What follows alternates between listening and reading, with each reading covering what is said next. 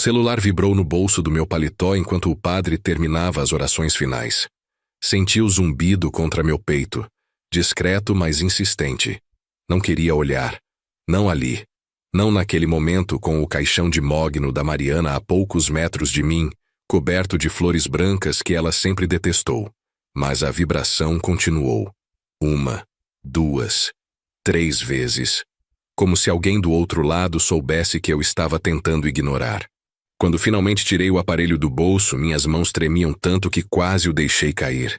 A tela acesa mostrava uma mensagem de um número que eu conhecia de cor. O número dela, do celular de Mariana. Sou eu, Sebastião. Estou viva, e eles estão te observando agora mesmo. Mas antes de continuarmos, confira se você já está inscrito no canal e escreva nos comentários de onde você está assistindo este vídeo. Li as palavras 3 vezes antes que meu cérebro processasse o que estava vendo. Olhei ao redor do cemitério, para os rostos enlutados que me cercavam. Meu filho Rafael ajustava a gravata italiana importada com impaciência visível. Minha filha Camila checava o relógio a cada poucos minutos, os olhos secos, sem um traço de lágrima. Onde estava o sofrimento? Onde estava a dor pela mulher que os tinha carregado no ventre, que tinha passado noites em claro quando estavam doentes, que tinha comemorado cada conquista deles como se fosse sua? Meu nome é Sebastião Gomes. Tenho 67 anos e até 3 dias atrás, eu achava que conhecia minha família. Agora, parado em frente ao túmulo da mulher com quem dividi 42 anos de vida, olhando para aquela mensagem impossível na tela do meu celular, eu só via estranhos ao meu redor. O cemitério São João Batista, no bairro da Tijuca, estava silencioso naquela manhã de terça-feira. O sol do Rio de Janeiro batia forte nas lápides de mármore, criando um contraste cruel entre a vida lá fora e a morte que estávamos enterrando. Ou pelo menos era o que eu pensava que estávamos fazendo. Pai, está tudo bem? A voz de Rafael me trouxe de volta ao momento. Ele tinha se aproximado, uma mão no meu ombro, a expressão perfeitamente composta de preocupação filial. Mas seus olhos, percebi agora, estavam frios, calculistas, como os olhos de um homem fazendo contas mentais durante um velório. Estou bem, filho. Minha voz saiu mais firme do que eu esperava. Guardei o celular rapidamente no bolso sem deixar que ele visse a tela. É só difícil acreditar que ela se foi assim tão de repente. Foi o coração, pai. O médico foi claro. Camila se juntou a nós, seus saltos caros afundando levemente na grama úmida. Mamãe sempre teve pressão alta. Você sabe disso. Eu sabia. Ou achava que sabia. Mariana tinha começado a tomar remédio para a hipertensão 5 anos atrás, depois de uma consulta de rotina. Mas ela sempre foi disciplinada com a medicação, sempre cuidadosa com a alimentação. Como uma mulher assim simplesmente cai morta na sala de casa, sozinha, enquanto eu estava em São Paulo fechando a venda de uma das minhas farmácias? A pergunta tinha me atormentado nos últimos 3 dias. Agora, com aquela mensagem queimando no meu bolso como brasa viva, a pergunta ganhava um peso sinistro. Os convidados estão nos esperando em casa, pai. Rafael checou o relógio Rolex no pulso. O mesmo relógio que eu tinha dado a ele no aniversário de 30 anos quando ele se formou em administração e entrou para a empresa da família. Precisamos ir. Não fica bem fazer as pessoas esperarem. Não fica bem. Como se houvesse uma etiqueta apropriada para enterrar sua esposa. Como se houvesse um protocolo correto para fingir dor, quando tudo que você sentia era pressa para ir embora. Assenti com a cabeça e me virei para dar uma última olhada no caixão antes que os coveiros começassem seu trabalho. Mariana Souza Gomes, dizia a placa dourada na tampa. 1958 a 2025. 67 anos, assim como eu. Tínhamos crescido juntos, construído tudo juntos. Das 3 farmácias pequenas que meu pai me deixou, transformamos em uma rede de 27 estabelecimentos espalhados pela Zona Norte e Zona Sul do Rio. Ela tinha sido minha sócia, minha confidente, minha melhor amiga. E agora estava ali, naquela caixa de madeira cara, sendo baixada para um buraco no chão. Exceto que talvez não estivesse. O celular vibrou novamente no meu bolso. Desta vez, resisti ao impulso de olhar. Não com Rafael e Camila me observando como falcões. Não com os outros enlutados ainda por perto, oferecendo seus pêsames vazios e seus abraços mecânicos. Subimos na limusine preta que Rafael tinha insistido em alugar. Tem que ser digno, pai. Tem que mostrar respeito. Como se Mariana se importasse com limusines. Ela que sempre preferia nosso velho Civic, que dizia que ostentação era coisa de gente insegura. O trajeto do cemitério até nossa casa em Laranjeiras levou 20 minutos. 20 minutos de silêncio pesado, quebrado apenas por comentários ocasionais sobre o trânsito ou sobre quem tinha aparecido no velório. Ninguém falou sobre Mariana. Ninguém compartilhou memórias. Ninguém chorou. Eu os observava pelo retrovisor. Rafael digitando furiosamente no celular, provavelmente respondendo e-mails de trabalho. Camila retocando a maquiagem, checando o próprio reflexo no espelhinho de mão. Meus filhos, sangue do meu sangue. E naquele momento, eu não os reconhecia. Nossa casa sempre foi um refúgio. Compramos o sobrado de 3 andares em Laranjeiras 30 anos atrás, quando o negócio começou a crescer de verdade. Mariana tinha decorado cada cômodo com cuidado, misturando peças antigas que herdamos de nossas famílias com móveis novos que ela escolhia em leilões e antiquários. O resultado era uma casa que parecia viva, que contava histórias, que tinha alma. Agora, invadida por dezenas de pessoas vestidas de preto, a casa parecia um museu. Fria, impessoal. Os convidados se espalhavam pela sala principal, pelo jardim de inverno, pela varanda com vista para o Corcovado. Comiam os salgadinhos que a equipe de buffet servia em bandejas prateadas. Bebiam café e suco de laranja em xícaras de porcelana que Mariana reservava para ocasiões especiais. Todos queriam apertar minha mão.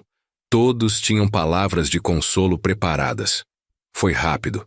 Pelo menos ela não sofreu. Ela está em um lugar melhor agora. Deus sabe o que faz. Frases feitas. Respostas automáticas para uma dor que ninguém realmente queria sentir. Eu sorria, agradecia, aceitava os abraços. Por fora, o viúvo devastado. Por dentro, minha mente corria em círculos cada vez mais apertados ao redor daquela mensagem impossível. Estou viva. E eles estão te observando. Quem estava me observando? Por quê? E se Mariana realmente estava viva, onde ela estava? Por que não tinha vindo diretamente a mim? Por que a mensagem misteriosa, o drama, o funeral falso? A menos que ela não pudesse vir diretamente a mim. A menos que houvesse um motivo pelo qual precisava permanecer escondida, pelo qual precisava que todos acreditassem que estava morta. Me esgueirei para o meu escritório no 2º andar, trancando a porta atrás de mim. O cômodo era meu santuário particular, com estantes de mogno cheias de livros sobre farmacologia e administração, minha mesa antiga herdada do meu avô, as janelas com vista para o jardim que Mariana cuidava com tanto carinho. Sobre a mesa, fotografias emolduradas da nossa vida juntos. Nossa festa de casamento no salão do clube municipal, eu de terno marrom que era moda na época, ela de vestido branco simples e buquê de margaridas.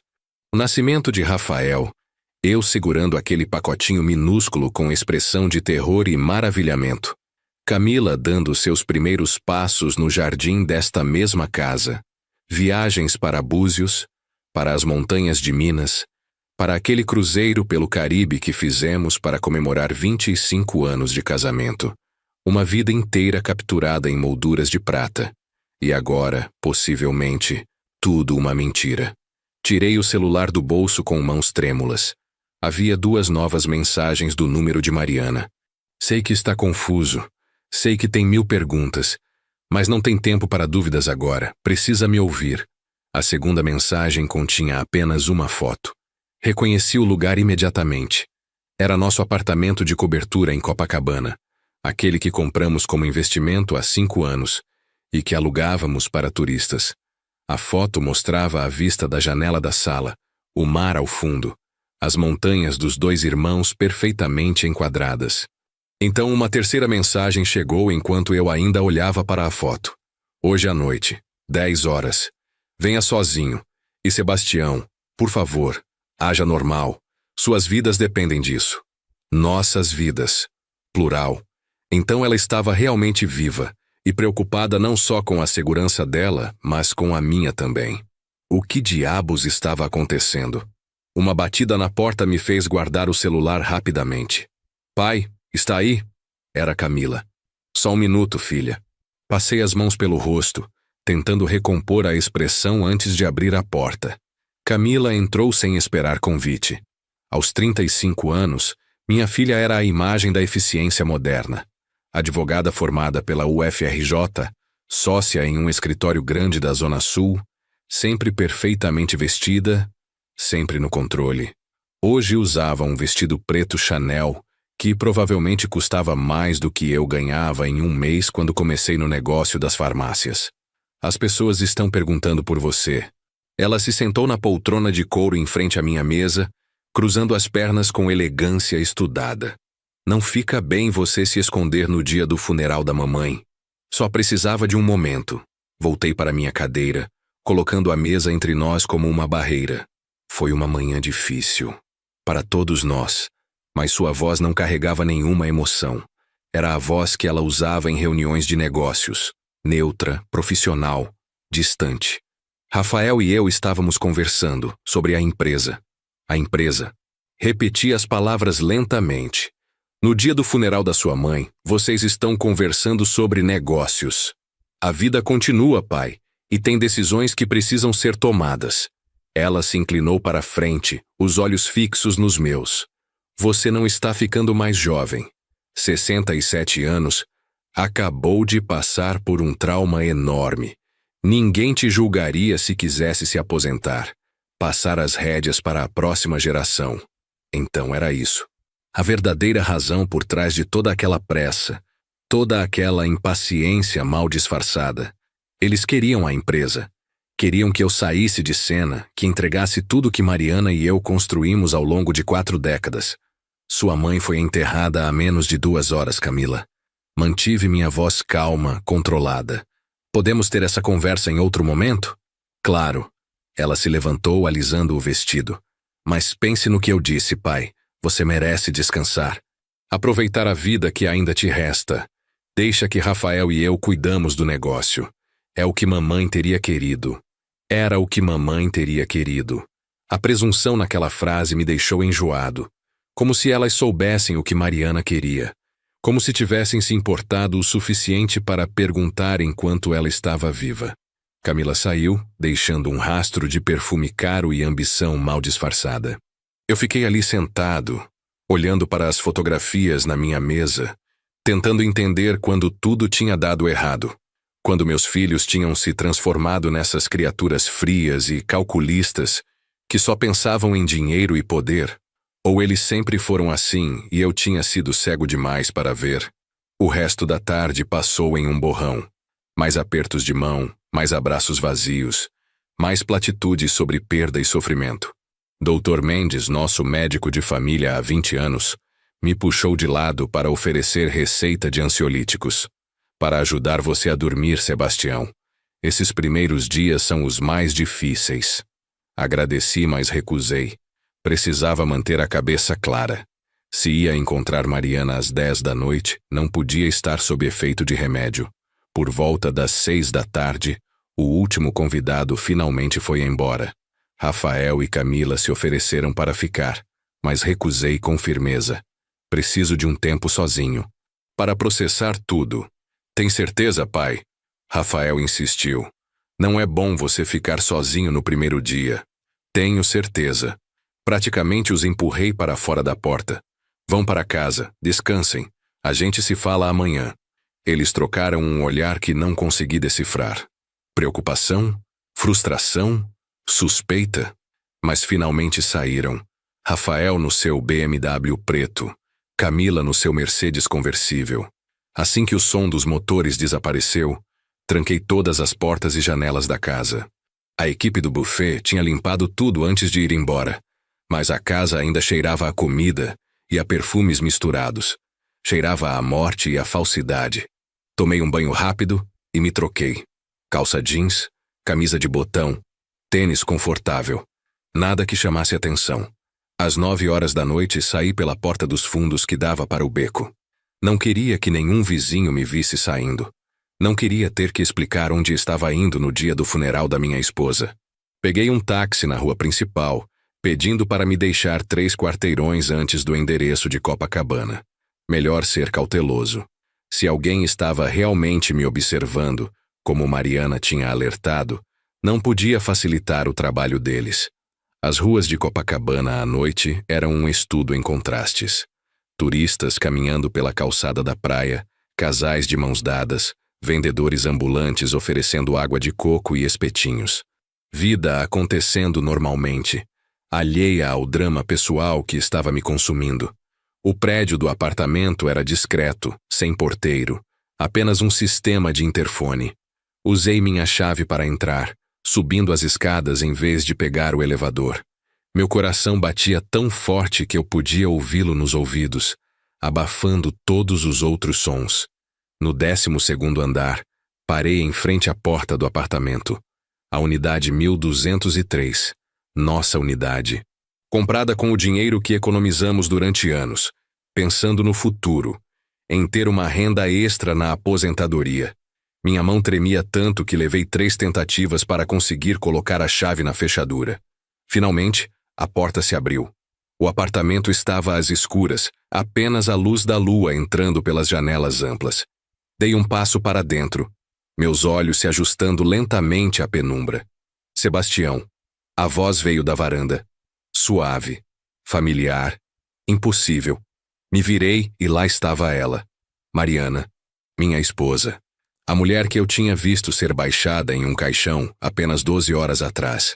Viva, real, iluminada pela luz prateada da lua cheia sobre o mar. Minhas pernas falharam. Tive que me apoiar no batente da porta para não cair. Mariana, como... o que? Ela deu um passo à frente e a luz revelou seu rosto completamente. Era ela. Os mesmos olhos castanhos que me olhavam desde os meus 25 anos. O mesmo cabelo escuro, agora com fios grisalhos que ela nunca quis tingir. As mesmas linhas de expressão ao redor da boca, marcas de décadas sorrindo e vivendo. Preciso te contar tudo. Sua voz estava carregada de uma emoção que eu não conseguia identificar. Medo, alívio, culpa. E você precisa me ouvir até o fim, sem interromper. Porque o que vou te contar vai mudar tudo o que você pensa que sabe sobre nossa vida. Ela me guiou até o sofá da sala, sentando-se ao meu lado, mas mantendo uma distância cuidadosa entre nós. Como se tivesse medo de me tocar. Ou medo da minha reação ao toque. Estou viva, como você pode ver. Começou, as mãos entrelaçadas no colo, os nós dos dedos brancos de tanta tensão. E estou me escondendo, de Rafael e Camila. Dos nossos filhos? As palavras saíram mais altas do que eu pretendia. Por que diabos você estaria se escondendo dos nossos próprios filhos? Porque eles tentaram me matar. A frase caiu entre nós como uma bomba. E estão planejando matar você também. O mundo pareceu inclinar no seu eixo. Eu ouvia as palavras, entendia cada uma individualmente, mas juntas elas não faziam nenhum sentido. Meus filhos. Rafael, que eu tinha ensinado a andar de bicicleta no Parque Lage. Camila, que tinha dormido no meu colo quando era bebê, que tinha me chamado de seu herói quando criança. Você está louca. Levantei do sofá, andando até a janela, precisando de distância, precisando de ar. Nossos filhos não são assassinos. Eles podem ser ambiciosos, podem ser frios às vezes, mas nunca... Nunca o quê, Sebastião? Mariana também se levantou, sua voz ganhando uma urgência desesperada. Você acha que conhece eles? Acha que sabe do que são capazes? Eu também achava. Até descobrir a verdade. Que verdade? Me virei para encará-la. Que verdade pode ser tão terrível que justifica fingir sua própria morte? Que justifica me deixar acreditar que você tinha morrido, me deixar sofrer, me deixar te enterrar? Eles estão roubando da empresa há 3 anos. Ela foi até uma mochila que estava jogada no canto da sala, tirando de dentro uma pasta grossa cheia de documentos. Transferências para contas offshore. Contratos falsos com fornecedores que não existem. Notas fiscais superfaturadas. Ao todo, mais de 8 milhões de reais desviados. Peguei a pasta com mãos trêmulas, folheando os papéis à luz fraca da lua. Reconheci algumas das assinaturas, alguns dos carimbos. Papéis da nossa empresa, documentos oficiais. Isso não prova que eles tentaram te matar. Argumentei, mesmo enquanto uma parte de mim já estava começando a aceitar o impossível. No máximo, prova que são ladrões. Podemos ir à polícia, podemos... Há mais. Mariana me interrompeu.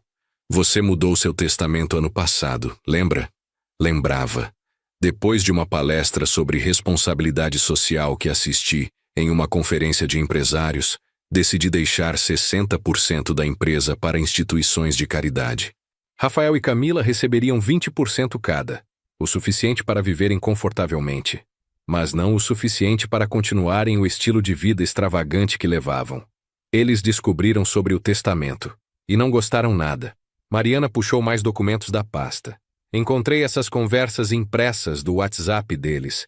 Hackeei os celulares quando comecei a suspeitar. Li as mensagens com crescente horror. Rafael e Camila discutindo como resolver o problema do velho. Camila sugerindo que um acidente seria mais convincente. Rafael respondendo que 2 acidentes tão próximos chamariam a atenção, que precisavam ser mais espertos. Eles decidiram me matar primeiro. A voz de Mariana estava controlada agora, como se estivesse narrando uma história que aconteceu com outra pessoa. Fazer parecer um ataque cardíaco. Depois, quando você estivesse devastado, vulnerável, fariam parecer que você se suicidou de desgosto. Minha garganta estava tão apertada que mal conseguia respirar. Como você descobriu? Como soube que iam tentar? Encontrei a substância. Ela foi até a cozinha voltando com um frasco pequeno. Estava escondido no armário do banheiro do Rafael. Cloreto de potássio. Em doses altas causa parada cardíaca. E é quase impossível de detectar em uma autópsia, especialmente se a vítima já tem histórico de problemas cardíacos. O frasco ficou pesado na minha mão. Meus filhos tinham comprado veneno. Tinham planejado assassinar a própria mãe com veneno. Quando encontrei isso, soube que precisava agir rápido. Mariana se sentou novamente. A adrenalina que a sustentava claramente começando a falhar. Não podia ir à polícia. Não tinha provas suficientes. Apenas suspeitas e um frasco de produto químico. Eles diriam que eu estava paranoica, que estava inventando coisas. E se eles desconfiassem que eu sabia, poderiam acelerar os planos. Então você fingiu sua própria morte. A enormidade do que ela tinha feito estava começando a fazer sentido. Horrível, perturbado, mas fazendo sentido. Como? Quem está naquele caixão? Ninguém. Ela esfregou o rosto com as mãos, parecendo repentinamente exausta. O caixão está vazio, Sebastião. Ou melhor, tem peso suficiente para parecer que tem um corpo, mas é só areia em sacos plásticos. Um caixão vazio. Repeti as palavras tentando processar. E o atestado de óbito? O médico que declarou você morta? A funerária? Dinheiro. A resposta foi simples e amarga. Paguei ao Dr. Silva, aquele clínico que atende no posto de saúde perto da nossa casa. Ele tem dívidas de jogo. Estava desesperado. 50 mil reais por um atestado de óbito falso. A funerária foi mais complicada, mas achei um dono que tinha seus próprios esquemas correndo. Por 100 mil, ele preparou tudo. Caixão lacrado, funeral rápido, enterro sem velório. 100 mil reais. Ela tinha usado nosso dinheiro, nossas economias para comprar sua própria morte falsa. E tinha feito tudo sozinha, sem confiar em mim, sem me avisar. Por que não me contou? A pergunta saiu com mais dor do que eu pretendia. Por que me deixou acreditar que você estava morta? Você tem ideia do que eu passei? Do inferno que foram esses 3 dias? Porque precisava que sua reação fosse real. Lágrimas começaram a rolar pelo rosto dela. Se você soubesse que era mentira, Rafael e Camila perceberiam. Eles te conhecem, Sebastião. Conhecem cada expressão sua, cada maneirismo, qualquer falsidade, e eles desconfiariam. Então você me usou. A raiva estava começando a substituir o choque. Me usou como isca, como parte da sua encenação. Usei. Ela não negou. E me odeio por isso. Mas era a única maneira de te manter seguro. Se eles achassem que eu estava morta, que o plano deles tinha funcionado, baixariam a guarda. E eu teria tempo para reunir provas reais. Provas que a polícia não pudesse ignorar. Fiquei em silêncio, tentando organizar o caos de emoções dentro de mim. Alívio porque Mariana estava viva. Raiva porque ela tinha me enganado. Horror porque nossos filhos eram realmente capazes do que ela estava descrevendo. E medo, um medo gelado e constante, porque se ela estava certa, eu era o próximo alvo. Que provas você tem? Perguntei finalmente. Além das mensagens e do frasco de veneno, tenho gravações. Ela pegou o celular mexendo na tela. Instalei aplicativos de espionagem nos telefones deles. Toda ligação, toda mensagem está sendo gravada e enviada para uma nuvem privada. E tem mais. Ela me mostrou uma série de fotos. Rafael encontrando um homem em um estacionamento escuro. Camila entregando um envelope grosso para alguém em um café. Transações que claramente não queriam ser vistas. Eles estão envolvidos com gente perigosa, Sebastião. Agiotas, pessoas ligadas ao jogo ilegal. As dívidas deles são muito piores do que o dinheiro que roubaram da empresa. Por isso estão tão desesperados. A cada revelação, a imagem que eu tinha dos meus filhos se despedaçava um pouco mais. Tinha sido tão cego, tão focado no negócio em construir nosso império, que não tinha visto os monstros que estavam crescendo sob meu próprio teto. O que fazemos agora? Me sentei pesadamente no sofá novamente. Se você está certa, se eles realmente planejam me matar, não posso simplesmente voltar para casa e agir como se nada tivesse acontecido. Mas é exatamente isso que você precisa fazer. Mariana se ajoelhou na minha frente, segurando minhas mãos. Precisa voltar, precisa fingir que está devastado, vulnerável. Deixa eles pensarem que estão no controle. Enquanto isso, eu continuo coletando provas. Mais alguns dias, talvez uma semana, e teremos material suficiente para ir às autoridades. E se eles tentarem me matar antes disso? Não vão, ainda não.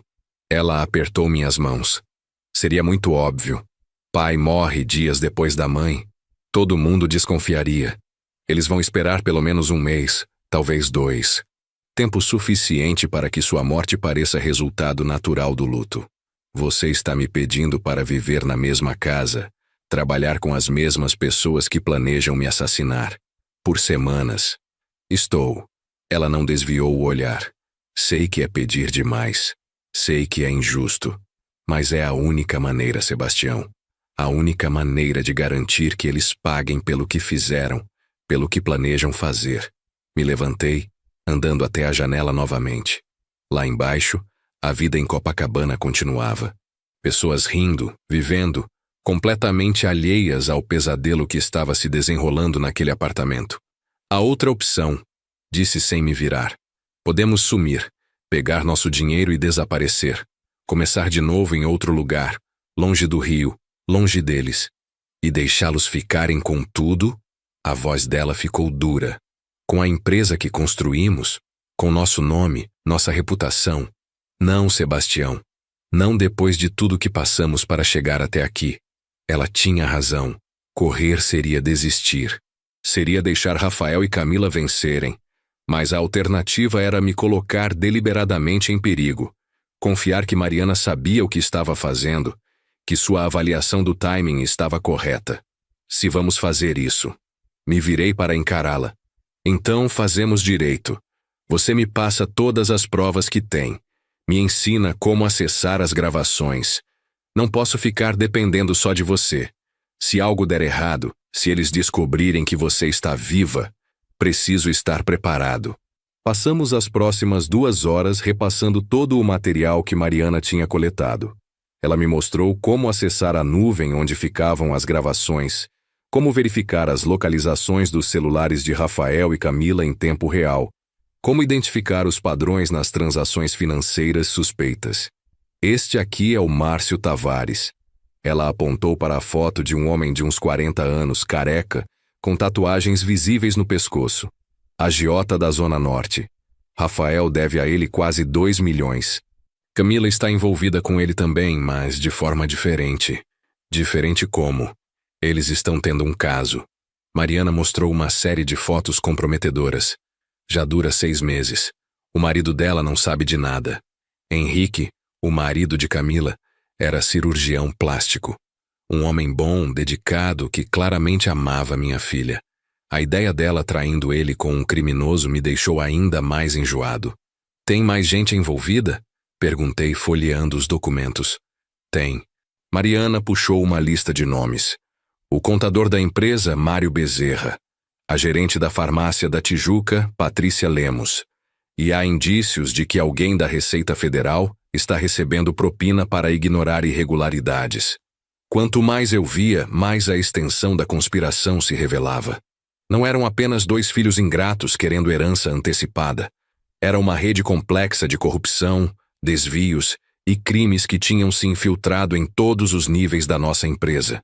Como deixei isso acontecer? Murmurei, mais para mim mesmo do que para Mariana. Você confiou. Ela colocou a mão no meu ombro. Confiou nos seus filhos, nos seus funcionários. Não é culpa sua que eles traíram essa confiança, mas é minha responsabilidade consertar. Fechei o laptop, sentindo o peso da tarefa pela frente. Se vamos fazer isso, precisamos ser inteligentes. Precisamos de um plano além de só coletar provas. Estou ouvindo. Primeiro, você precisa de um lugar melhor para se esconder. Este apartamento está no nosso nome. Se Rafael ou Camila resolverem verificar nossas propriedades, vão descobrir que alguém esteve aqui. Já pensei nisso. Mariana pegou uma chave de um chaveiro diferente. Aluguei um quarto em uma pensão em Santa Teresa. Pagamento em dinheiro, sem documentos.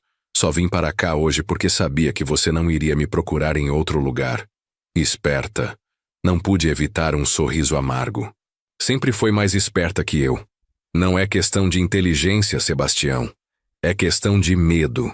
Quando você está lutando pela sua vida, fica criativo. Checamos o relógio. Já passava das 11h30 da noite. Precisava voltar para casa antes que alguém notasse minha ausência. Uma última coisa. Segurei a mão dela antes de sair. Como vamos nos comunicar?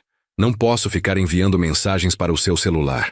Rafael ou Camila podem estar monitorando meu telefone também. Uso chips pré-pagos. Troco a cada 2 dias. Ela anotou um número em um papel. Me manda mensagem amanhã de manhã deste número.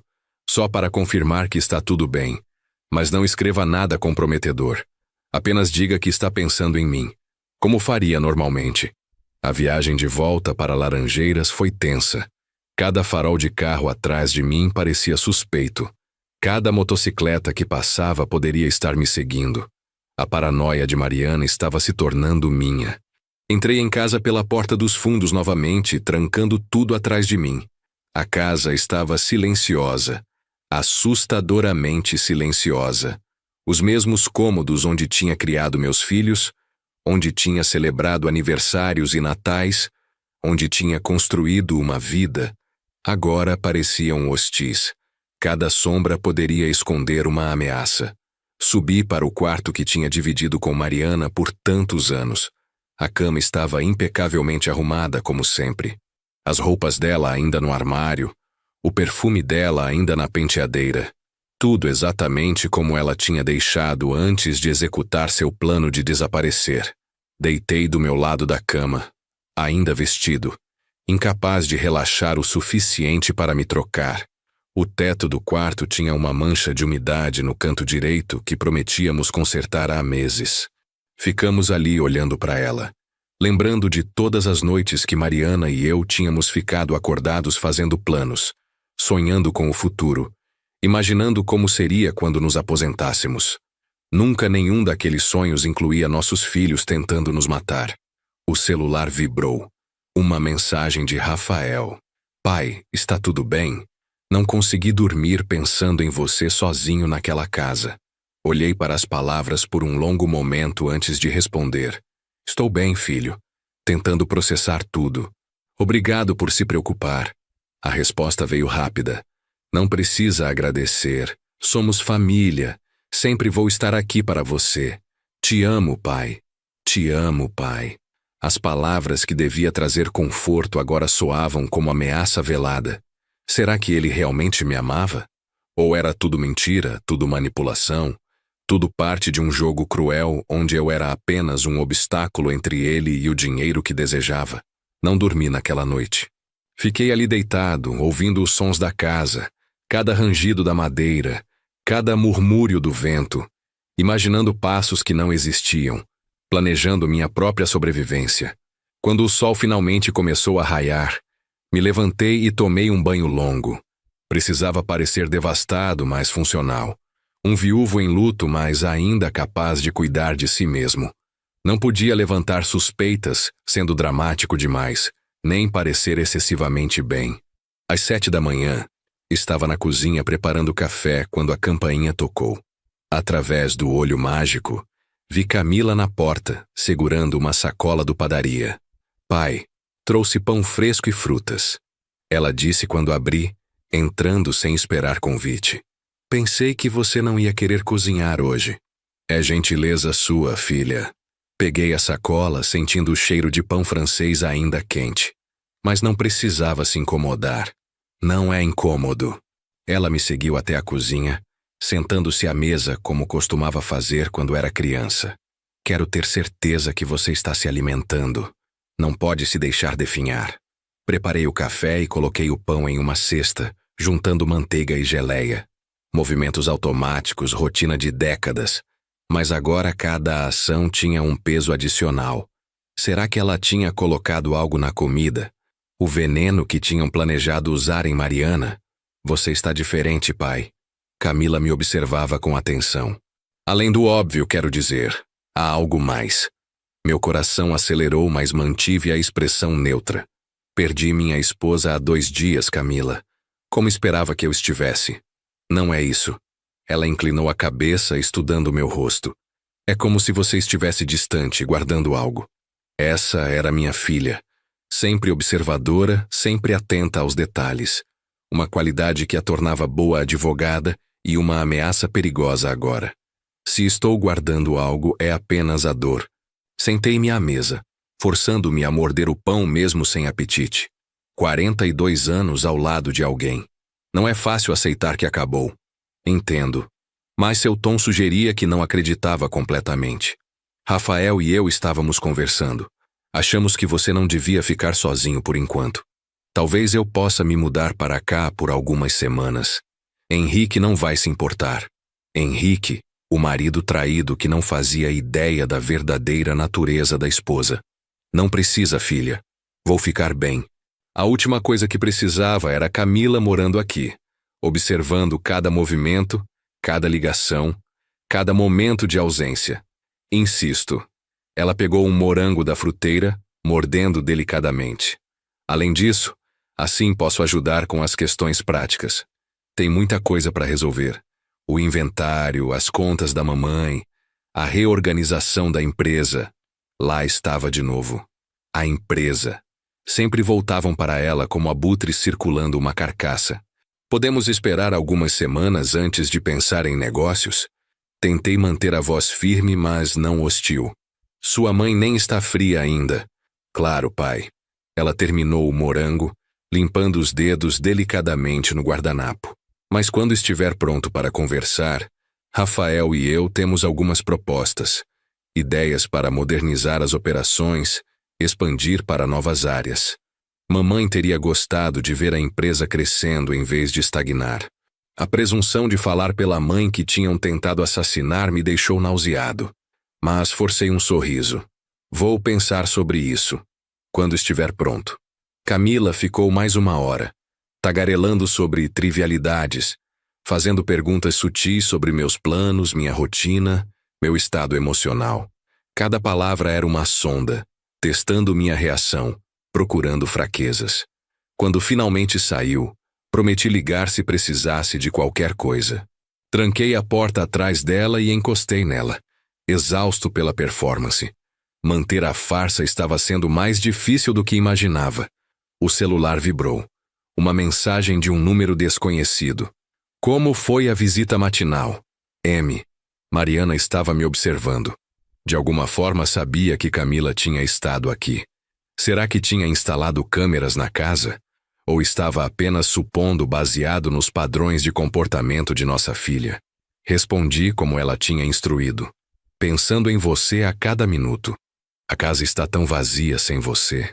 Tecnicamente verdade, embora o contexto fosse completamente diferente do que qualquer pessoa lendo presumiria. Os dias seguintes estabeleceram um padrão. Rafael ou Camila apareciam toda manhã, alternando turnos como guardas disfarçados de filhos preocupados. Traziam comida, ofereciam companhia, faziam perguntas disfarçadas de preocupação. E eu atuava. O viúvo devastado, mas resiliente. Triste, mas funcional. Vulnerável, mas não quebrado. Nas noites, quando tinha certeza que estava sozinho, acessava os arquivos que Mariana tinha me passado.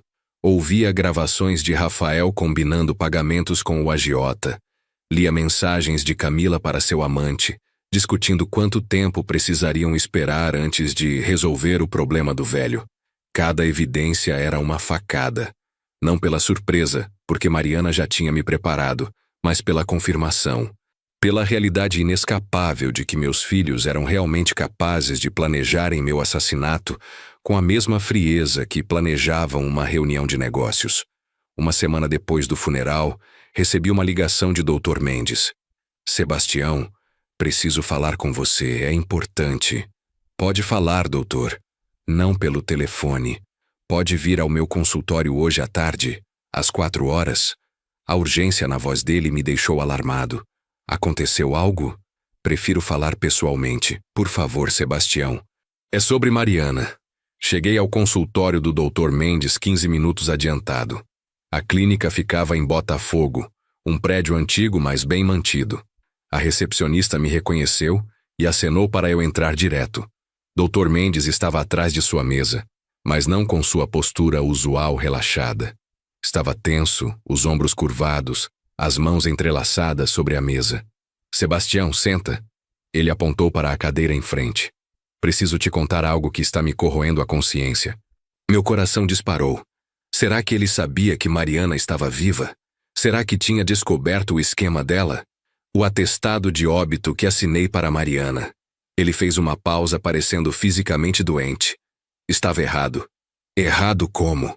Forcei ignorância na voz. Eu não examinei o corpo dela, Sebastião. As palavras saíram em um jorro desesperado. Rafael me procurou na manhã da morte da Mariana. Disse que você estava em São Paulo, que Mariana tinha sofrido um ataque cardíaco súbito, que seria melhor para você se as coisas fossem tratadas rapidamente, sem prolongar o sofrimento. E você assinou o atestado sem ver o corpo? Deixei indignação colorir minha voz, embora soubesse que a verdade era muito mais complicada. Ele me pagou, Sebastião. Dr. Mendes cobriu o rosto com as mãos. 50 mil reais.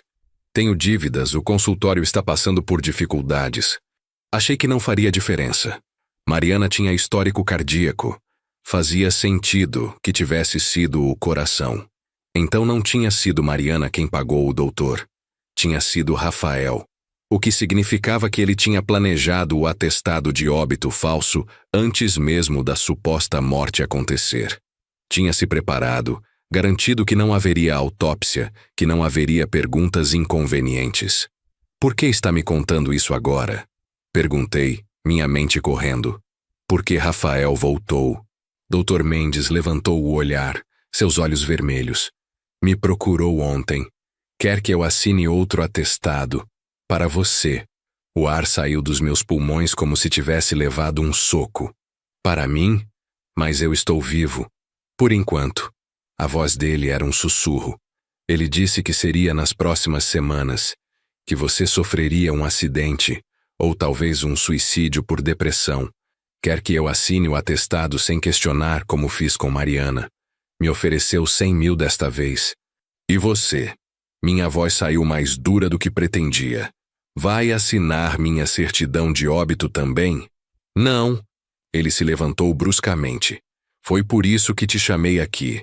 Assinar o atestado de Mariana já está me destruindo. Não vou ser cúmplice de um assassinato de verdade. Mas foi cúmplice no dela.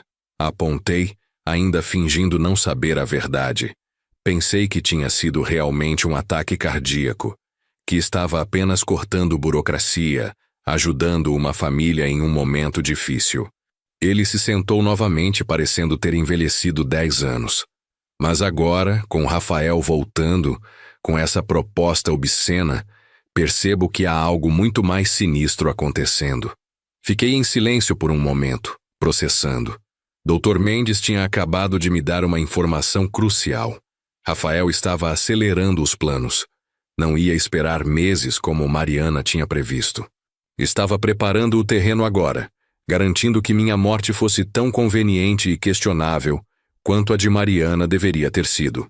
Você tem que ir à polícia, Sebastião, Dr. Mendes implorou. Contar tudo.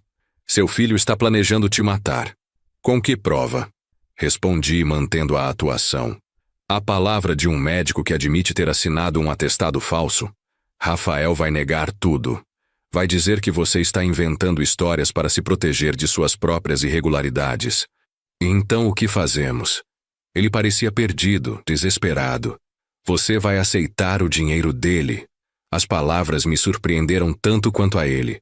Vai dizer que sim, que vai assinar o atestado quando chegar a hora, e vai me manter informado de cada movimento dele. Quer que eu seja um espião. Quero que você ajude a salvar minha vida. Inclinei-me para a frente. E a redimir a sua. Se conseguirmos provas sólidas contra Rafael, contra todos os envolvidos, você terá uma chance de sair dessa com alguma dignidade. Dr. Mendes ficou calado por um longo momento, o conflito visível em seu rosto. Finalmente, assentiu. O que precisa que eu faça? Passei a próxima hora instruindo-o. Como gravar as conversas com Rafael sem ser óbvio. Onde guardar o dinheiro como evidência. Como agir naturalmente para não levantar suspeitas. Quando saí do consultório, liguei imediatamente para o número de Mariana. Ela atendeu no segundo toque. Precisamos nos encontrar. Agora, disse sem preâmbulo. Rafael está acelerando os planos. Pode ser uma questão de dias, não semanas. O apartamento em Copacabana, 1 hora. Ela desligou. Cheguei antes dela, usando o tempo para verificar se não tinha sido seguido. A paranoia estava se tornando segunda natureza. Cada carro estacionado era suspeito. Cada pessoa na rua uma ameaça potencial. Mariana apareceu 40 minutos depois, usando óculos escuros e um lenço na cabeça. O disfarce era básico, mas efetivo. Em uma cidade como o Rio, ninguém prestava atenção em uma mulher de meia idade vestida discretamente. O Dr. Mendes me procurou. Contei assim que entramos no apartamento. Rafael o abordou. Quer um atestado de óbito antecipado. Para mim. O rosto dela empalideceu. Quanto tempo? Ele não especificou. Mas está preparando o terreno agora. Não vai esperar meses. Então precisamos agir mais rápido também. Ela foi até o laptop abrindo arquivos. Tenho gravações suficientes de Rafael e Camila discutindo os desvios financeiros. Tenho a documentação das transações ilegais. O que falta é a conexão direta com a tentativa de assassinato. Temos o veneno que você encontrou. Temos o depoimento do Dr. Mendes sobre ser subornado para assinar atestados falsos. Não é suficiente. Mariana balançou a cabeça. Um frasco de produto químico que eu alego ter encontrado. A palavra de um médico corrupto? Qualquer advogado decente destruiria esse caso em minutos. Precisamos de uma confissão. Deles admitindo os planos, de preferência gravado. Como conseguimos isso? Você vai confrontá-los. Ela disse simplesmente. Vai dizer que sabe dos desvios financeiros. Vai ameaçar ir à polícia. Eles vão tentar te convencer a não fazer isso. E nessa conversa, se pressionados o suficiente, vão revelar mais do que pretendem. E se em vez de conversarem tentarem me matar ali mesmo? Não vão. Não na sua casa, não sem preparação. Ela parecia confiante, mas via dúvida em seus olhos. Mas por precaução vou estar lá também, escondida com reforços. Que reforços? Contratei um investigador particular, ex-policial civil, aposentado há 2 anos. Ele tem 2 parceiros de confiança. Vão estar espalhados pela casa, escondidos. Se as coisas saírem do controle, intervirão. A ideia de estranhos invadindo nossa casa, escondidos nos cômodos onde criamos nossa família, era perturbadora. Mas a alternativa era pior. Quando? Perguntei. Hoje à noite. Chame Rafael e Camila para jantar. Diga que precisa falar sobre o futuro da empresa. Eles não vão recusar. É o que estão esperando desde o funeral. Voltei para casa com o estômago embrulhado. Ia confrontar meus filhos. Ia acusá-los de crimes terríveis. E havia uma chance real de que as coisas terminassem violentamente. Fiz as ligações. Primeiro para Rafael. Filho, preciso que você e Camila venham jantar hoje, 7 horas. Preciso falar sobre a empresa. Claro, pai, estaremos aí. A satisfação em sua voz era palpável. Achava que tinha vencido, que eu estava finalmente pronto para entregar tudo. Camila foi igualmente receptiva. É sobre hora, pai. Vou avisar Henrique que não janto em casa. Às 5 da tarde, Mariana chegou com 3 homens. O investigador se chamava Júlio Santos, um homem negro de uns 50 anos, corpo ainda atlético apesar da idade. Seus parceiros eram Paulo e Roberto, ambos na casa dos 40, discretos mas claramente competentes. Vamos nos posicionar antes deles chegarem, Júlio explicou enquanto estudava o layout da casa. Paulo fica no armário da despensa, tem ângulo direto para a sala de jantar. Roberto no escritório do 2º andar, caso tentem te levar para lá. Eu fico no jardim de inverno atrás das cortinas. E eu? Mariana perguntou. Você fica aqui no apartamento. Júlio foi firme. Se eles te virem, todo o plano vai por água abaixo. Mas... Ele está certo, interrompi. Você já arriscou demais. Deixa eu fazer minha parte agora. Mariana segurou minha mão, seus olhos brilhando com lágrimas não derramadas. Toma cuidado. Não quero te perder de verdade. Não vai. Beijei sua testa. Não depois de tudo que passamos para chegar aqui. Às 6h30, a casa estava preparada. Os 3 homens nos seus postos. Invisíveis, mas vigilantes. Eu na cozinha, preparando um jantar simples. Frango assado com batatas, uma salada. Comida de conforto que costumávamos fazer em ocasiões especiais. Rafael chegou primeiro, pontual como sempre. Pai, a casa está cheirando bem. Entrou, afrouxando a gravata. Senti falta disso, dos jantares em família. Jantares em família onde planejavam meu assassinato. A hipocrisia era nauseante. Camila chegou 10 minutos depois trazendo uma garrafa de vinho caro. Para comemorar novos começos, disse sorrindo. Comecei a servir o jantar, conversando amenidades. O tempo, o trânsito, notícias da empresa.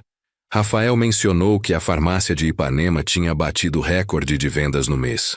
Camila comentou sobre um novo contrato de fornecedor que ela tinha conseguido negociar. Mentiras construídas sobre mentiras. Cada palavra era uma performance, cada sorriso, uma máscara. Então, pai, Rafael finalmente tocou no assunto. Você disse que queria falar sobre o futuro da empresa. Quero. Coloquei os talheres de lado, olhando para os dois.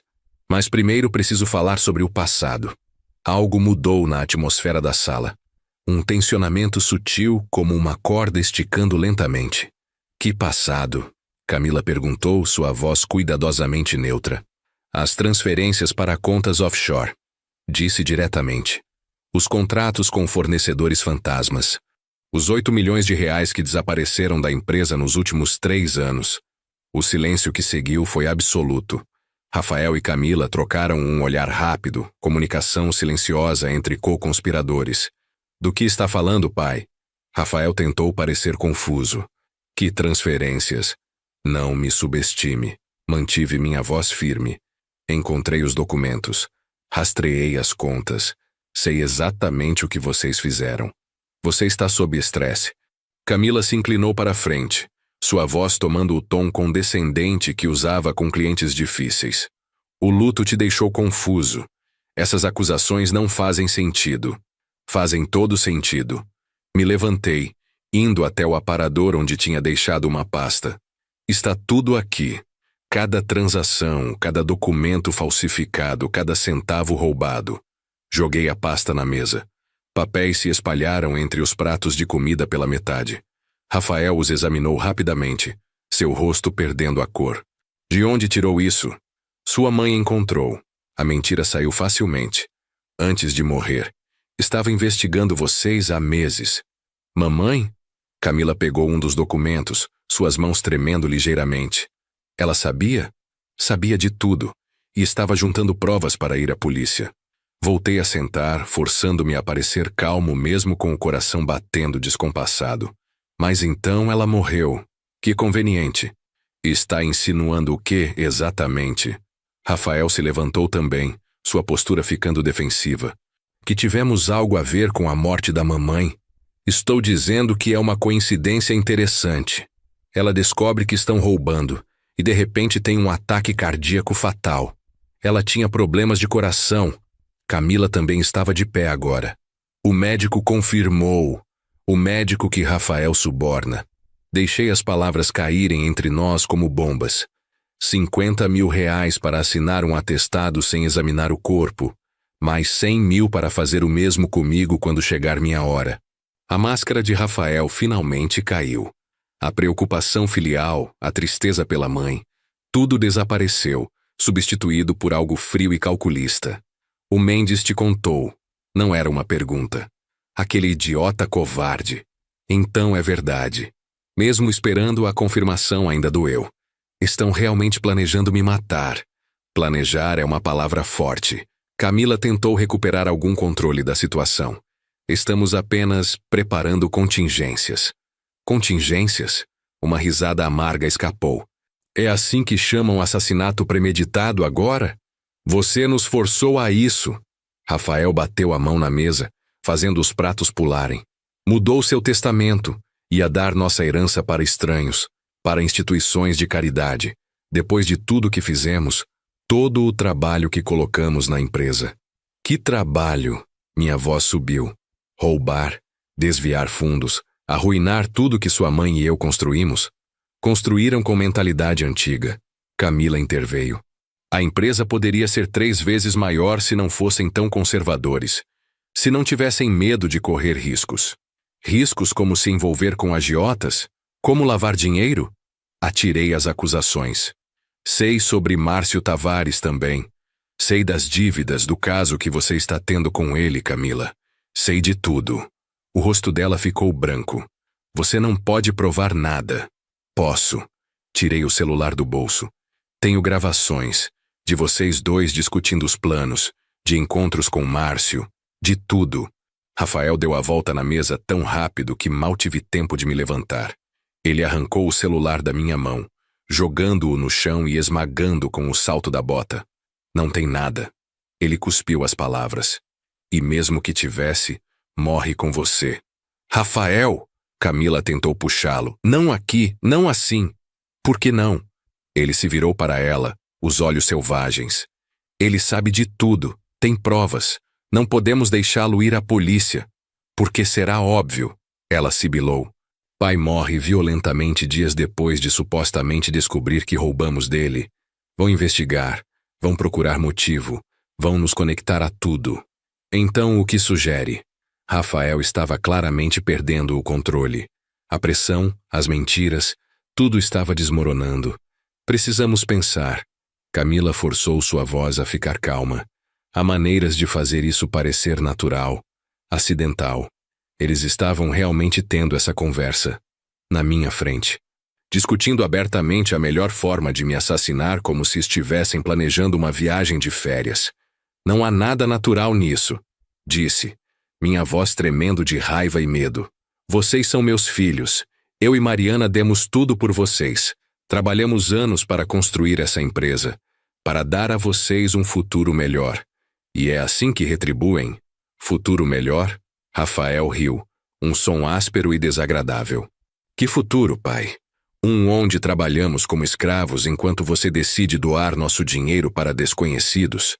Um onde nunca somos bons o suficiente, onde sempre somos comparados aos seus padrões impossíveis? Nunca pedi perfeição. Pedi honestidade, integridade. Pediu subserviência. Camila cuspiu. Sempre foi assim. Sua maneira ou maneira nenhuma. Suas regras, sua moral antiquada. Enquanto o mundo mudava, você ficava preso no passado. E isso justifica roubo? Assassinato? Olhei para os dois procurando algum traço dos filhos que tinha criado. Quando vocês se tornaram isso? Sempre fomos assim, Rafael disse friamente. Você só não queria ver. Estava ocupado demais construindo seu império moral, sua reputação de empresário honesto. Enquanto isso, oportunidades passavam. Dinheiro que poderia ser nosso, ia para outros. Então é só sobre dinheiro. A decepção era tão profunda que quase física. Tudo se resume a isso. Dinheiro é poder. Camila se sentou novamente, recompondo-se. É liberdade. É a diferença entre controlar sua vida e ser controlado. Algo que você nunca entendeu. Entendi perfeitamente. Voltei a me sentar também, fingindo uma calma que não sentia. Por isso trabalhei tanto. Por isso construí algo sólido, legítimo. Para que vocês não precisassem se sujar como eu vi tantos outros fazerem. Que nobre. O sarcasmo de Rafael era cortante. O santo Sebastião Gomes. Nunca aceitou propina, nunca sonegou impostos, nunca cortou um caminho. E onde isso te levou? A uma casa grande e uma empresa média, quando poderia ter um império. Tenho algo mais valioso que um império. Olhei diretamente para ele. Ou tinha. Tinha uma família, tinha amor, tinha a consciência limpa quando colocava a cabeça no travesseiro à noite. A consciência limpa não paga as contas do Tavares. Rafael se aproximou novamente, mais controlado desta vez. Não cobre as perdas dos investimentos que fizemos. Não mantém o padrão de vida que merecemos. Investimentos feitos com dinheiro roubado da empresa. Dívidas contraídas pela ganância. Sacudi a cabeça. E agora querem me matar para cobrir os rastros. Não queríamos chegar a isso, Camila disse. E por um momento parecia genuinamente arrependida. Se não tivesse mudado o testamento, se não tivesse decidido dar tudo para a caridade, poderíamos ter esperado. Você morreria eventualmente de causas naturais e ficaríamos com nossa herança. Mas mudei, porque vi para onde o dinheiro estava levando vocês. A verdade era amarga na língua. Vi como ficavam mais gananciosos, mais impacientes. Pensei que se soubessem que a maior parte iria para causas nobres, talvez percebessem que há mais na vida do que acumular riqueza. Ingenuidade. Rafael voltou a se sentar, mas no lugar de Camila, mais perto de mim. Sempre foi seu problema, pai. Acha que pode mudar as pessoas com bons exemplos e lições de moral. Mas as pessoas são o que são. Ganância, ambição, isso não muda. É parte de quem somos. Então vocês realmente vão fazer isso. Não era uma pergunta. Vão me matar. Não temos escolha. Camila disse suavemente. Você sabe demais. E a essa altura, mesmo que prometesse não contar, não poderíamos confiar. Confiar? A palavra soou absurda. Vocês destruíram qualquer possibilidade de confiança. Mataram sua própria mãe. Não matamos, Rafael corrigiu. Ela teve um ataque cardíaco, o Dr. Mendes confirmou. Dr. Mendes que você subornou. Sem autópsia, sem investigação. Observei seus rostos cuidadosamente. Muito conveniente. Mas eu sei a verdade. Mariana me contou tudo antes de morrer. Isso os pegou de surpresa. Camila se inclinou para a frente. Contou o quê? Sobre o veneno que encontrou. O cloreto de potássio no armário de Rafael. Sobre as conversas que ouviu. Os planos que descobriu. As mentiras misturadas com verdades. Ela sabia que iam tentar matá-la. Por isso deixou provas. Documentos que só seriam revelados caso algo acontecesse com ela. Está blefando, mas Rafael não parecia certo. Estou. Encostei na cadeira forçando uma confiança que não sentia. Acham mesmo que Mariana descobriria tudo isso e não tomaria precauções? Ela era mais inteligente que nós dois juntos. Que documentos? Camila exigiu. Onde estão? Em lugar seguro. Com instruções de serem entregues às autoridades caso algo aconteça comigo. Outra mentira, mas necessária. Podem me matar, mas não vão escapar. As provas vão aparecer de qualquer forma. Vi o pânico começar a se instalar nos rostos deles. O plano perfeito estava desmoronando. Não eram tão inteligentes quanto pensavam. Não tinham considerado todas as possibilidades. Onde? Rafael se levantou novamente, agressivo. Onde ela deixou essas supostas provas? Acham que vou contar? Quase ri.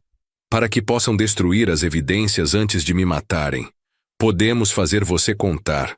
A ameaça era clara na voz dele. Podem tentar. Mantive minha voz firme, mesmo com o medo gelando minhas veias. Mas tortura deixa marcas, e marcas levantam perguntas. Acham que conseguem esconder um homem de 67 anos espancado como morte natural? Existem maneiras, Camila disse friamente. Químicas, que não deixam marcas físicas. Estava ficando real demais. A conversa estava saindo do controle. Onde estava Júlio? Onde estavam os reforços que Mariana tinha prometido? Como se tivesse ouvido meu pensamento, houve um movimento no jardim de inverno. A cortina se mexeu levemente. Júlio estava lá, esperando o momento certo para intervir. Vocês realmente pensaram em tudo, não foi? Continuei, tentando mantê-los falando. Quanto tempo planejaram isso? Meses? Anos? Começamos a considerar a possibilidade seriamente há 6 meses. Rafael admitiu, agora que achava que não havia saída. Quando você anunciou a mudança no testamento. Antes disso, era apenas fantasia. Conversas tarde da noite sobre o que faríamos se tivéssemos controle total. E Mariana? Quando decidiram que ela precisava morrer primeiro? Quando ela começou a fazer perguntas? Camila juntou as mãos sobre a mesa. Sobre discrepâncias nos livros contábeis. Sobre contratos que não faziam sentido. Sabíamos que era questão de tempo até ela descobrir tudo. Então a mataram. Sua própria mãe. Foi indolor. Rafael disse como se isso tornasse melhor. O cloreto de potássio age rápido. Ela nem teve tempo de sentir medo. Meu sangue gelou. Então vocês fizeram isso. Realmente a mataram. Tivemos que fazer. Camila olhou para as próprias mãos. Ela nunca entenderia, nunca perdoaria. Era ela ou nosso futuro. E escolheram o futuro de vocês. A náusea estava subindo na minha garganta. Mataram a mulher que deu à luz a vocês, que cuidou de vocês quando estavam doentes, que sacrificou seus próprios sonhos para que pudessem ter os de vocês. Ela fez o que qualquer mãe faria. Rafael disse sem emoção. Não éramos especiais para ela. Éramos obrigação. Eram amados. Minha voz quebrou. Bedos incondicionalmente. E jogaram isso fora por dinheiro. Por liberdade. Camila corrigiu. O dinheiro é apenas meio. E agora? Forcei-me a perguntar. Qual é o plano? Me matam aqui mesmo? Fazem parecer acidente? Ainda estamos decidindo. Rafael trocou um olhar com Camila. Mas você facilitou as coisas confessando que sabe de tudo. Significa que não podemos mais esperar. Foi quando Júlio finalmente agiu. Saiu do jardim de inverno, arma em punho. Polícia, mãos na cabeça. Agora! Paulo emergiu da despensa também armado. Roberto desceu correndo do segundo andar. Em segundos, Rafael e Camila estavam cercados. Que diabos! Rafael começou, mas Júlio o interrompeu. Sebastião Gomes nos contratou 3 dias atrás para investigar vocês. E gravamos cada palavra desta conversa. Ele acenou para Paulo, que estava segurando um pequeno dispositivo de gravação. Confissão de assassinato. Conspiração para cometer outro assassinato. Roubo. Temos tudo. O rosto de Camila perdeu toda a cor. Não. Não pode. Posso e fiz. Me levantei, minhas pernas bambas, mas funcionando. Acharam que era só eu. Um velho tolo que seria fácil de manipular e depois eliminar. Mas subestimaram algo. O quê? Rafael sussurrou. O quanto amava minha esposa. E o quanto ela me amava. Peguei meu celular substituto do bolso. O aparelho que você destruiu era um isca. Este aqui tem todas as provas reais. E mais uma coisa. Disquei um número. Uma voz feminina atendeu pelo viva-voz. Alô? Rafael e Camila congelaram ao ouvir aquela voz. Impossível. Inconfundível. Mariana? Camila sussurrou.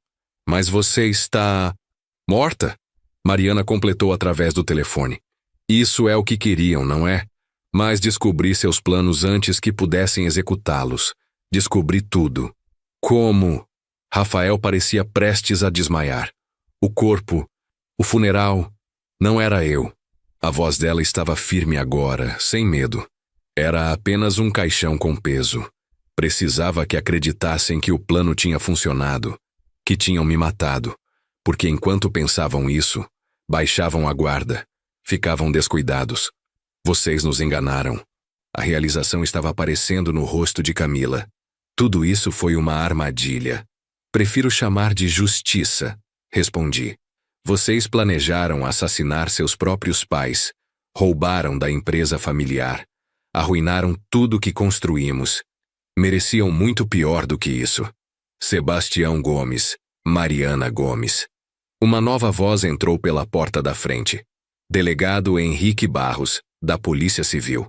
Podemos entrar? Tinha esquecido esse detalhe.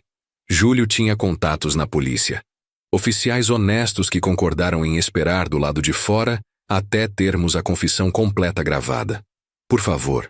Fiz um gesto de boas-vindas. Tenho 2 criminosos aqui para vocês prenderem. Os próximos minutos foram um borrão. Rafael e Camila sendo algemados. Seus direitos sendo lidos, protestos caindo em ouvidos surdos. O delegado Barros ouviu a gravação, seu rosto ficando mais severo a cada palavra. Isso é evidência suficiente para manter vocês presos por um bom tempo. Ele disse quando a gravação terminou. E tenho certeza que quando começarmos a investigar as finanças adequadamente, encontraremos muito mais. Quero falar com meu advogado. Camila finalmente encontrou sua voz profissional. Não vou dizer mais nada sem representação legal. Seu direito. O delegado assentiu. Mas a gravação fala por si mesma. Confissão de assassinato de Mariana Gomes. Conspiração para assassinar Sebastião Gomes. Mais do que suficiente para começar.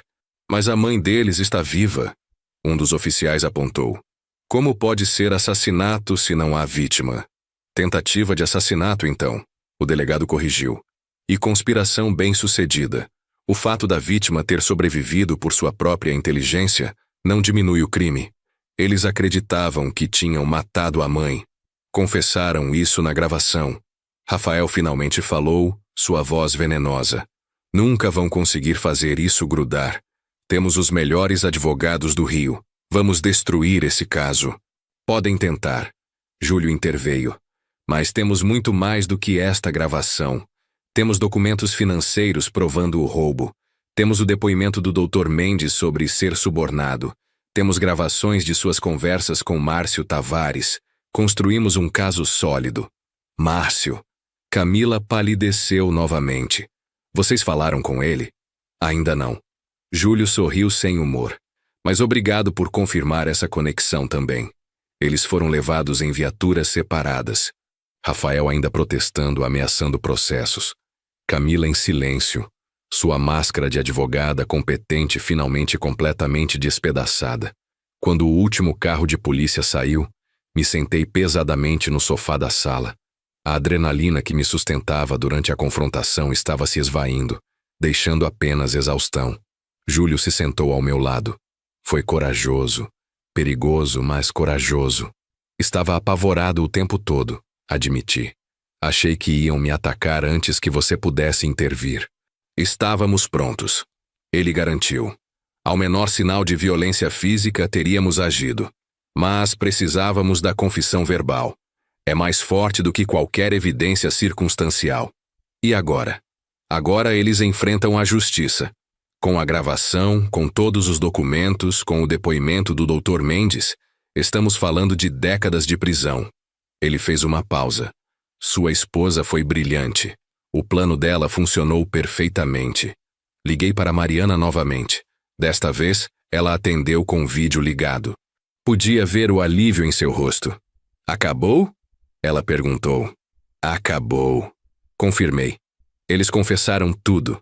Estão a caminho da delegacia agora. Ela fechou os olhos, lágrimas escorrendo por suas bochechas. Graças a Deus.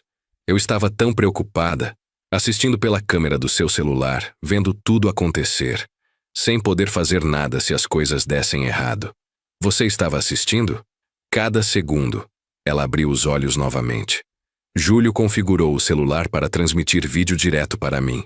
Precisava ver que você estava seguro. Pode voltar para casa agora, disse suavemente. Pode parar de se esconder. Ainda não. Ela balançou a cabeça. Precisa haver um processo. Precisa haver julgamento. E para isso, preciso oficialmente voltar dos mortos.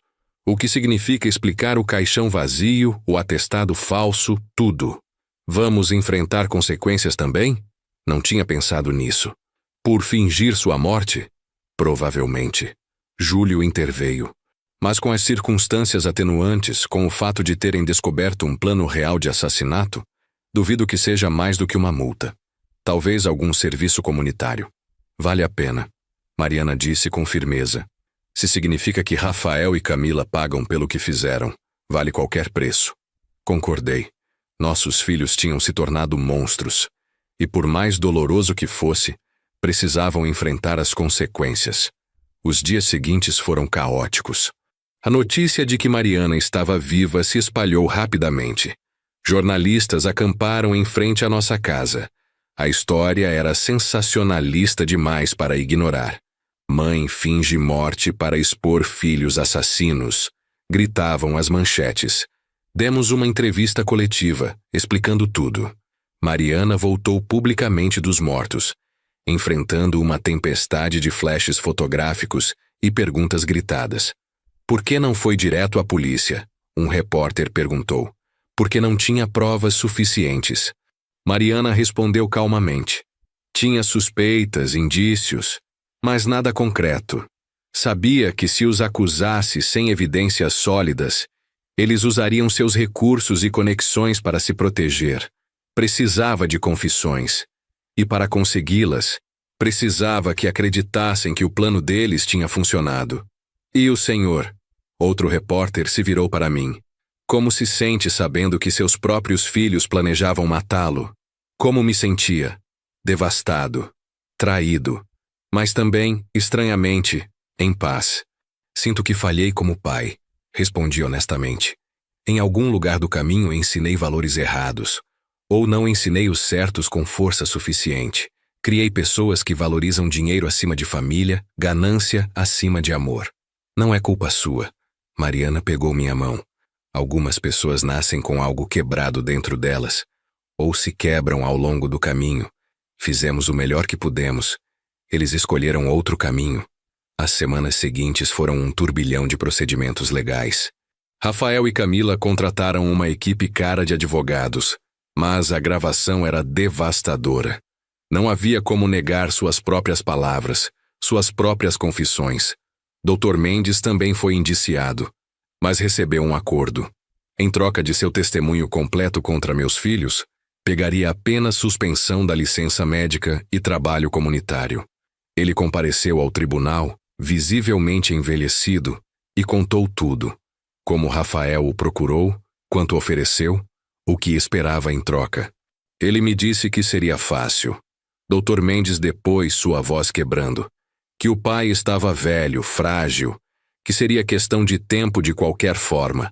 Me convenci de que não estava realmente fazendo nada tão terrível, mas estava, e vou carregar essa culpa pelo resto da vida. O julgamento durou 3 meses. Cada dia no tribunal era uma tortura. Ver meus filhos sentados no banco dos réus, algemados, vestindo uniformes laranja da prisão. Ouvi-los tentarem se defender, culparem a mim e Mariana, alegarem que tinham sido forçados pelas circunstâncias. Meu pai era um tirano, Rafael declarou em seu depoimento. Controlava tudo. Nunca nos deixou realmente participar das decisões da empresa. Éramos apenas peças de xadrez no império dele. Mentiras, mas ditas com tanta convicção que por momentos quase acreditava. Camila foi mais calculada em sua defesa. Amávamos nossos pais. Nunca teríamos realmente feito nada. As conversas que gravaram eram apenas desabafos, fantasias. Pessoas falam coisas terríveis quando estão frustradas. Não significa que fariam, mas a gravação do jantar destruiu essa defesa. Não eram apenas palavras ditas no calor do momento. Eram planos detalhados, admissões claras. Ausência total de remorso até serem confrontados. O promotor foi implacável. Eles não estavam apenas fantasiando, tinham veneno, tinham subornado um médico, tinham preparado documentos falsos. Tinham criado uma linha do tempo. Isso não é conversa frustrada. É conspiração para assassinato. O júri deliberou por 2 dias. Quando voltaram, o veredicto foi unânime. Culpados. Culpados de tentativa de homicídio, culpados de conspiração, culpados de fraude financeira, culpados de corrupção. A lista continuava. A sentença veio 1 semana depois. Rafael recebeu 25 anos. Camila, 22, com a pena ligeiramente reduzida por cooperação parcial com as investigações sobre Márcio Tavares e a rede de agiotagem. Quando o juiz bateu o martelo, selando seus destinos, não senti vitória. Senti apenas vazio. Eram meus filhos. E agora passariam as melhores décadas de suas vidas atrás das grades. Saímos do tribunal em silêncio. Mariana segurou minha mão durante todo o caminho para casa. A vida gradualmente voltou a algum tipo de normalidade. A empresa precisava de atenção. Os desvios financeiros tinham causado danos sérios. Passamos meses reconstruindo, fechando as brechas que Rafael e Camila tinham criado, reinstalando sistemas de verificação e controle. Mário Bezerra, o contador, também foi preso. Patrícia Lemos, a gerente, recebeu liberdade condicional em troca de cooperação. Um por um, desmontamos toda a rede de corrupção que nossos filhos tinham construído. Foi doloroso. Cada descoberta era uma nova traição, uma nova evidência de até onde a podridão tinha se espalhado. Vamos vender, eu disse a Mariana numa noite, 6 meses após o julgamento. A empresa.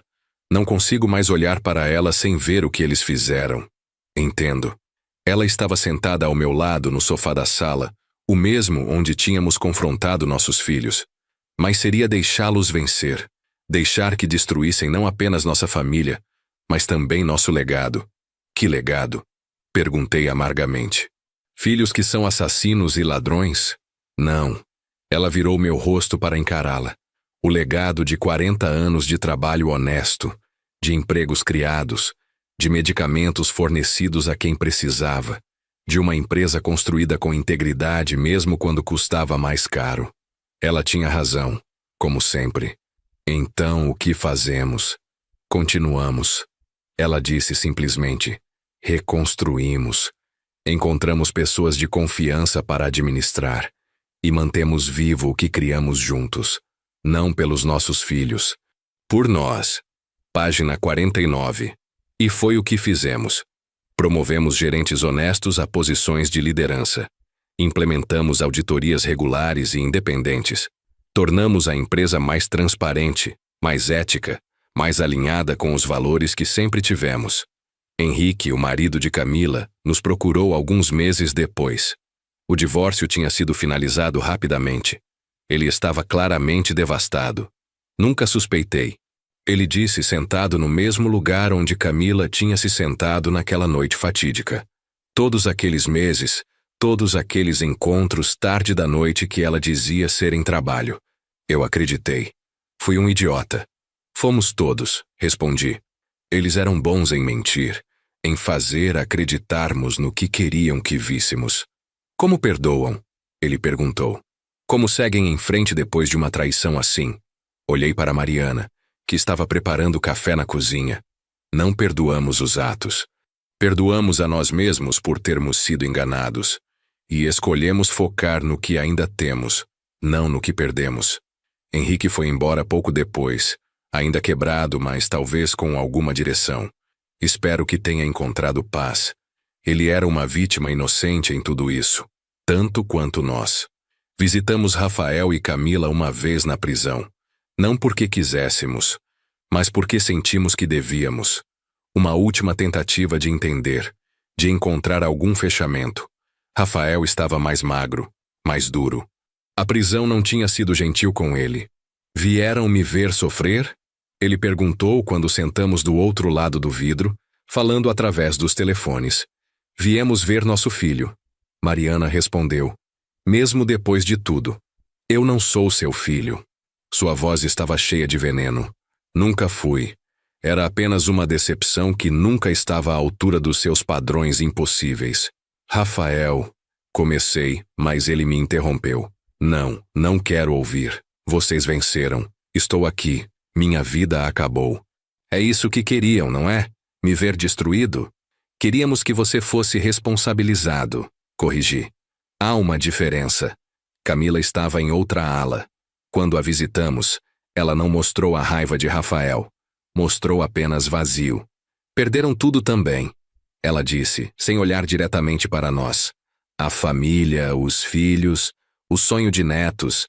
Foi isso que ganharam com essa vingança. Não foi vingança, Mariana disse suavemente. Foi justiça. E você está certa. Perdemos muito, mas mantivemos algo que vocês jogaram fora. Nossa integridade. Integridade não aquece a cama à noite. Camila finalmente nos olhou. Não preenche o vazio. Vocês vão envelhecer sozinhos, sem família, sem ninguém para cuidar de vocês. E vão perceber que eu estava certa. O dinheiro, o poder, isso é o que realmente importa. Saímos da prisão em silêncio. As palavras de Camila ecoavam na minha cabeça. Ela estava certa? Teríamos feito a escolha errada? Não. Mariana disse, lendo meus pensamentos como sempre fazia. Ela está errada. Temos um ao outro. Temos nossa consciência limpa. Temos a certeza de que fizemos o certo, mesmo sendo difícil. 2 anos se passaram desde aquela noite terrível em nossa sala de jantar. A empresa estava prosperando novamente, mais forte e mais ética do que nunca.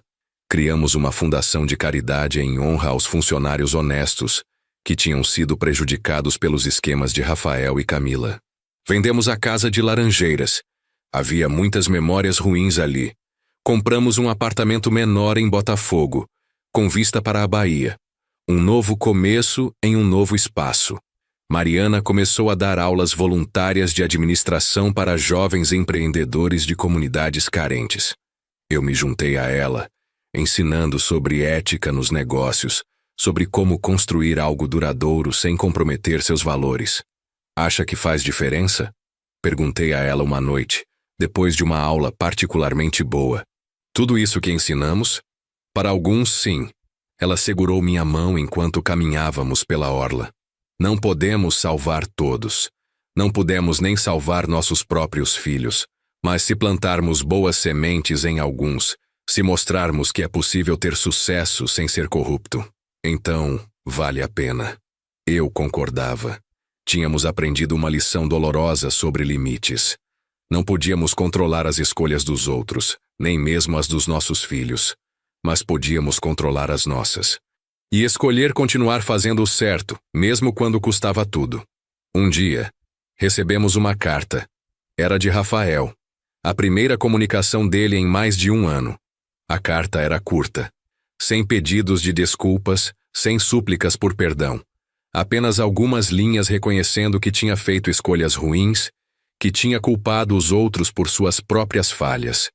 Não era redenção, mas era um começo. Um pequeno reconhecimento de responsabilidade. Mariana chorou quando leu.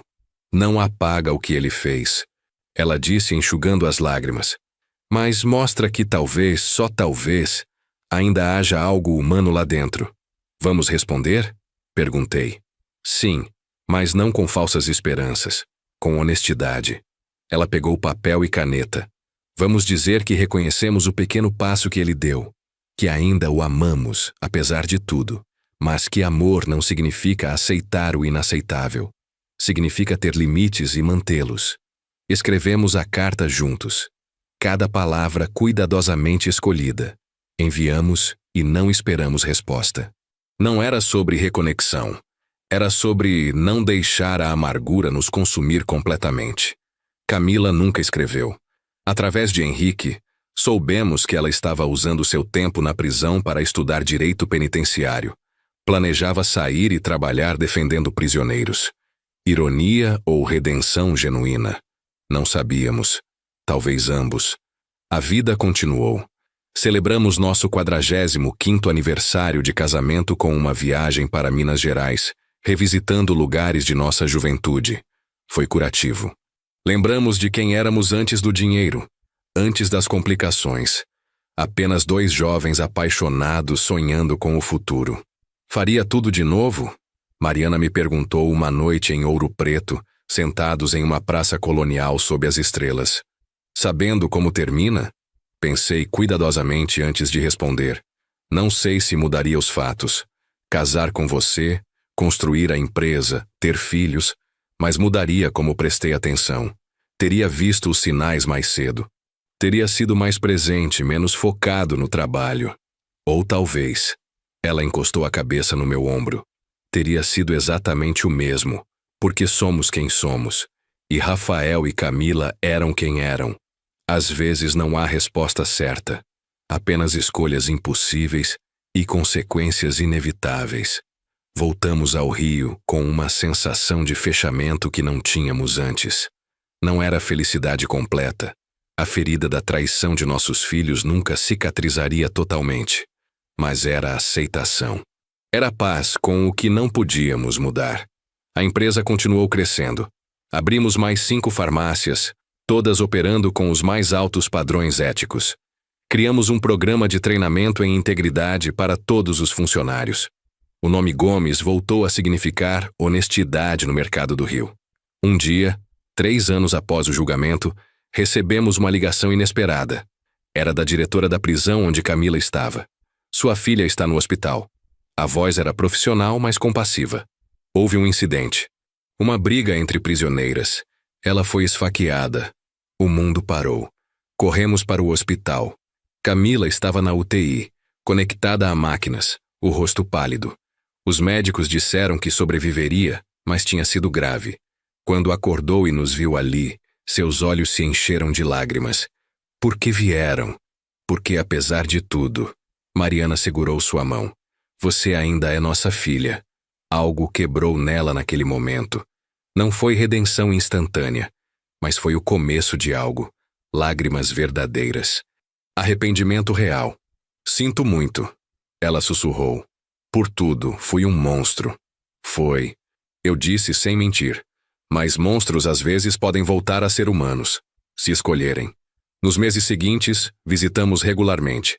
Conversas difíceis, honestas. Ela finalmente assumiu completa responsabilidade. Não culpou ninguém além de si mesma. Era doloroso, mas necessário. Rafael ainda estava preso na amargura. Talvez sempre estaria, mas aceitamos isso. Não podíamos salvar todos, nem devíamos tentar. 5 anos depois daquela noite no funeral, quando recebi a mensagem impossível, Mariana e eu estávamos sentados na varanda do nosso apartamento, observando o pôr do sol sobre a Baía de Guanabara. Valeu a pena? Perguntei, ecoando sua pergunta de anos atrás. A verdade sempre vale, ela respondeu. Mesmo quando dói. Especialmente quando dói. A empresa agora estava nas mãos de gerentes competentes e honestos. Nós supervisionávamos, mas de longe. Nosso tempo era gasto em coisas melhores. Ensinar, ajudar, viver. Camila seria elegível para a liberdade condicional em 10 anos. Talvez um dia pudéssemos reconstruir algo. Não a família que tínhamos, mas algo novo, algo honesto. Rafael ainda nos culpava. Talvez sempre culparia. E tínhamos aprendido a aceitar que nem todas as histórias têm finais felizes. Mas tínhamos um ao outro. Tínhamos nossa integridade intacta. Tínhamos a paz de saber que quando confrontados com escolhas impossíveis, escolhemos a verdade em vez do conforto da mentira. A mensagem daquele dia no funeral tinha mudado tudo. Sou eu, viva, e eles estão te observando. Mariana tinha arriscado tudo para me salvar, para nos salvar. E juntos tínhamos sobrevivido à maior traição que uma família poderia enfrentar. Não foi o final que sonhamos quando jovens, mas foi real, foi honesto, e no fim, era suficiente.